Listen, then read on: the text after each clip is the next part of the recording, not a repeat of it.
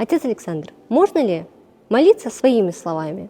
Да, можно молиться своими словами, однако собственная молитва, как ее еще некоторые отцы называют порыв, она не заменяет молитвы храмовой. Дело в том, что молитвословия, которые есть в церкви, они написаны не вчера.